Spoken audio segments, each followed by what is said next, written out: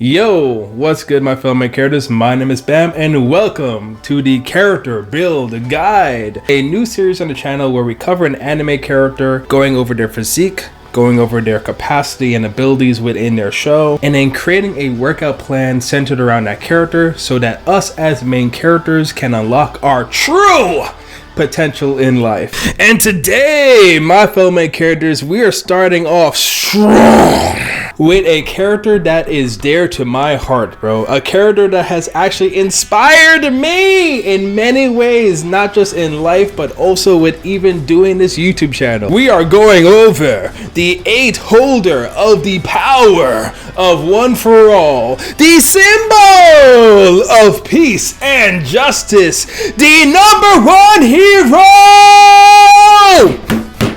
reigning uncontested for 40 plus years. I'm talking about All Might.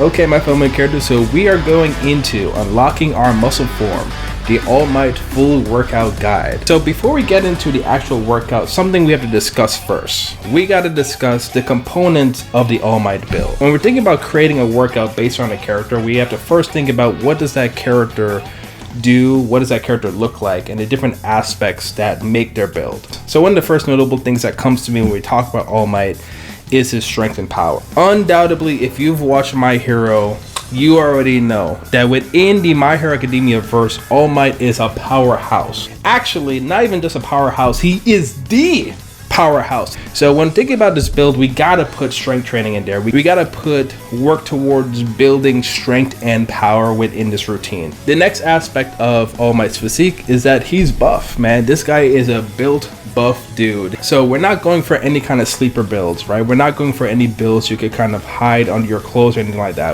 We're going for a build that fills up your shirts, right? We're going for a build that even with you with a sweater on, people could still tell that you work out.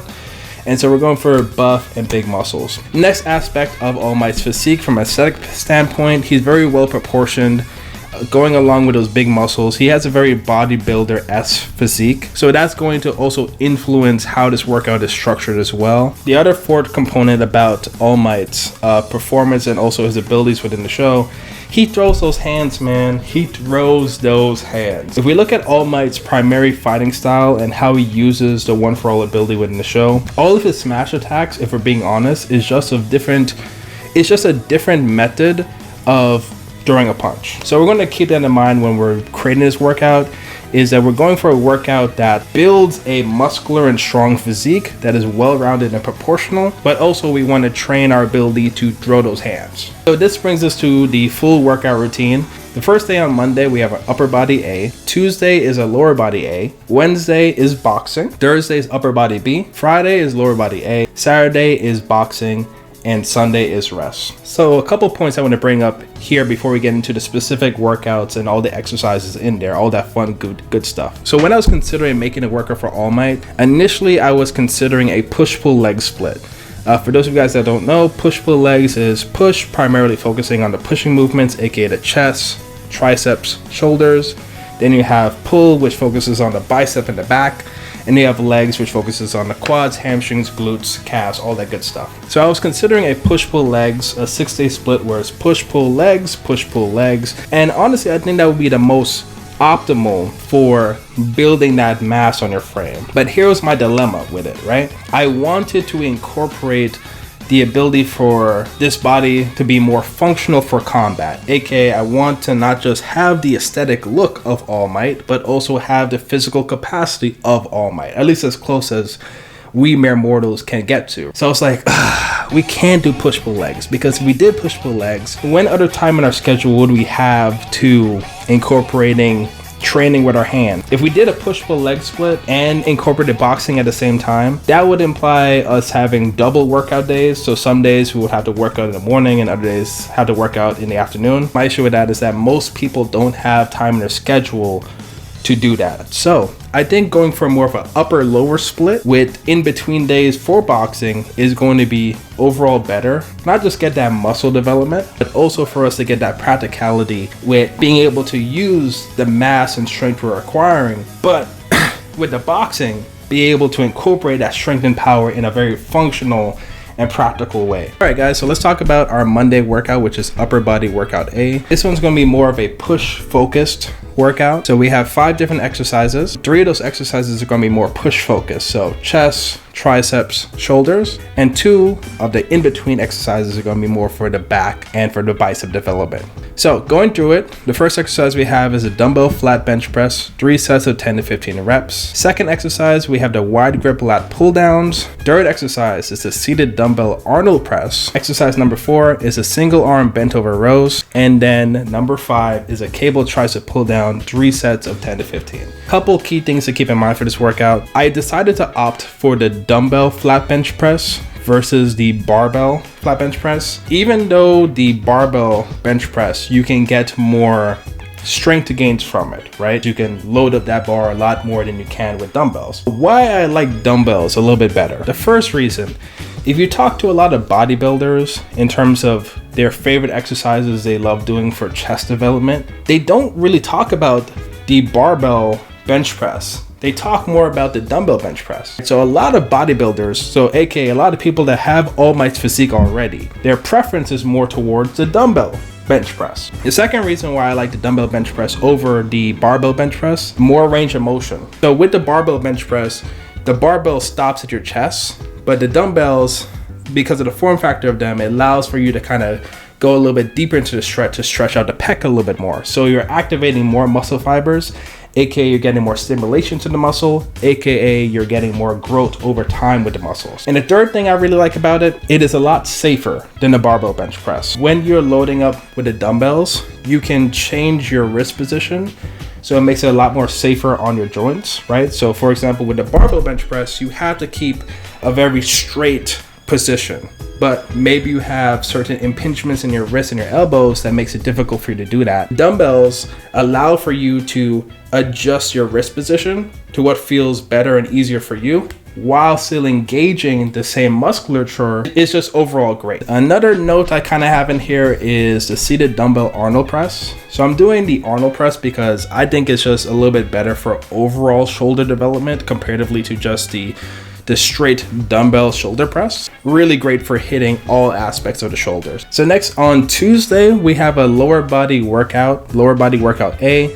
This one's gonna be more for quad focus workout. So 3 of the exercises are more focused on the anterior of your body, so focusing more on the quadriceps, while the 2 other exercises are going to be focused more on the posterior, focusing more on the hamstrings and the glutes. So first exercise, we have the barbell back squat. Second exercise, we have the dumbbell RDLs. Third exercise, we have the machine leg press. The fourth exercise is the hip abductors. The fifth exercise is the machine quad extensions. So this one's a pretty standard leg workout, you know, with nothing too fancy. Like, you know, All Might is not a really fancy character. A lot of the tried and true workouts that work to build the legs and build that conventional bodybuilder aesthetic physique is going to work perfectly for All Might. For my guys out there that are scared to do the hip abductors, listen to me, guys. The hip abductor machine is great for that glute development, guys. It is great for that glute development. Yes, it looks a little weird. Yes, it looks a little bit questionable. I'm not going to deny that.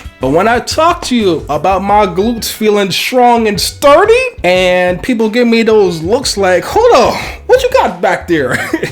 Do not sleep on the hip abductors, guys. There's a lot of untapped potential. Of course, a lot of women have been unlocking that potential, and you've been seeing the gains they've been getting. So guys, do not sleep on the hip abductors. I guarantee you All Might does not skip a leg day, and he definitely does not skip working on his glutes. So keep that in mind. All right, next we're going to skip ahead to Thursday, and this is going to be the upper body workout B. This one's going to be more of a pull focus day. First exercise, we have the wide grip pull-ups. Second, we have the incline dumbbell chest press. Third, we have the neutral grip cable rows. Fourth, we have the cable side lateral raises. And number 5, we have the dumbbell bicep curls. With the wide grip pull-ups, you can kind of make it easier or more difficult depending on your current level. There's the assisted pull-up machine that tends to be available at most conventional gyms. If you already mastered the wide grip pull-ups, then add some weight onto that bad boy, right? If you have a chain belt, attach some plates to yourself and get that work in. If you don't have a chain belt, what else you could do is actually load up a backpack with some weights and do some weighted pull-ups that way. Make sure it's wide because All Might's got a wide back. We gotta work on those lats. And so that's why we're going for the wide grip pull-up, because the symbol of peace, he stands proud and strong, boys. Also thing to note, I opted for the cable side lateral raises versus the dumbbell side lateral raises. The cable side lateral raises creates long-term tension on the muscles in the shoulder versus the dumbbells. You're going to the range of motion of the side lateral raises with dumbbells. When you get to this range right here, you're not really activating anything.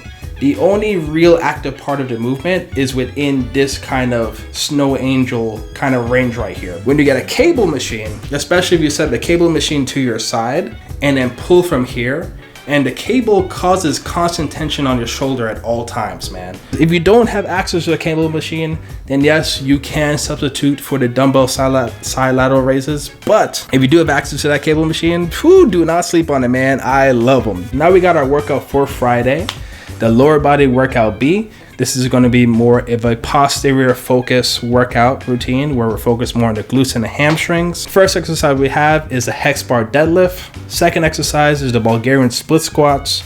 Third exercise is the barbell hip thrust. Fourth exercise is the dumbbell goblet squat. And the fifth exercise is the machine hamstring curl. I decided to opt in for the hex bar deadlift when comparing it to the conventional deadlift. The reason why we're going hex bar versus conventional deadlift, and it was actually a very painful decision for me, guys, because I love deadlifting, man. I feel like deadlifting is one of those movements that just make you feel strong, man. They just make you feel like a beast. But I had to opt in for the hex bar deadlift. The hex bar deadlift is ultimately safer on your lower back in comparison to the conventional deadlift. Long term, for most people, the hex bar deadlift is going to give them very similar results to the conventional deadlift while also protecting your lower back more for the long term. And when I think about all of the rotational stuff we're going to have you doing on Wednesday and Saturday, oh gosh, the hex bar deadlift is going to be a better, safer option for long-term development for you, and you're going to be able to keep working out and keep getting gains for the long haul. But the next thing we have is the boxing sessions, and this is for Wednesday and Saturday, where you're going to do 30 to 45 minutes of either bag work, drills, conditioning, shadow boxing, and/or sparring. If you do not have access to a facility or gym where you can do boxing classes or get into sparring, there's a lot of content and YouTube videos online where you can watch to get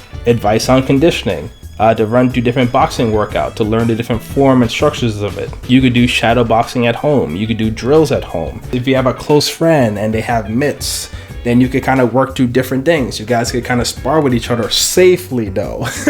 Remember, All Might has those hands. His primary fighting style is literally punching people, is literally smash. Incorporating 2 sessions of boxing will be great. The last thing we have on Sunday is going to be our rest day. That's going to be our pure rest day where we do absolutely nothing. We just rest and relax. Finally, guys, I want to leave you guys with some tips and recommendations to kind of help you with this workout. So I recommend resting about 60 to 90 seconds between each set. Aim to work between 60 to 80% of your capacity during each movement. Okay, I know I'm wearing a Plus Ultra shirt, but I don't need you to go Plus Ultra every day when you're at the gym. I think there's a tendency for a lot of people when they get into lifting, it's like, I need to go max effort all the time every time I go in. Here's a motto that I live by as a personal trainer and what I convey to my clients. It is better to be consistently good than occasionally great. When you go Plus Ultra every day, you burn your body out. You go Plus Ultra on Monday, you do a crazy PR that was not planned. Tuesday and Wednesday, it's going to looking very garbage for you. I'm telling you that. When you're working within that 60 to 80% range of your capacity, and yes, this is very subjective, you got to determine it for yourself. But that's kind of the sweet spot where growth is able to happen, and you're also able to maximize your ability to recover from your work. So you could go 60 to 80% effort on your workout on Monday, and still give 60 to 80% effort on your workout on Tuesday, and still give 60 to 80% effort on your workout on Wednesday, and so on. But if you give 100% effort on Monday, you're probably going to give below 60% on Tuesday.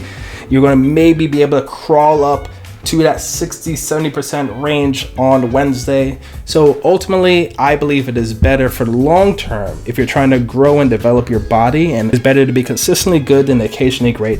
But that is just my personal opinion and my recommendation. Next point I have is to run this program for about 4 to 6 weeks to trigger adaptation and evaluate your results. At the bare minimum, your body takes at least 3 weeks to start adapting, but safely I like to put my routines between the 4 to 6 week period to see the results coming from it and then to evaluate those results. Last piece of advice I want to give you guys is pace yourself. It's okay to skip a day for added recovery if you need it. If you get injured, you don't have to force yourself to work through that injury, okay? You could take a day off, right? If something comes up in your schedule, it's okay, chill. Pace yourself. That is the All Might full workout guide I have for you guys. Full workout will actually be written out in the description down below. Please feel free, my fellow characters, in the comment section down below if you have any questions or things you want to ask of me to kind of clarify stuff or to give you more details, or maybe you have something specific about your particular circumstance. And so maybe we can make adjustments to help you out with that. Also, my fellow characters, let me know if you have suggestions for other characters you would like me to do character build guides of, because this is honestly the stuff I love doing, man. But let me know how you guys feel about the content. Appreciate you guys for tuning in. Always remember that yes, you are the main character of your own story. My name is Bam. I'll catch you guys in the next one. Peace.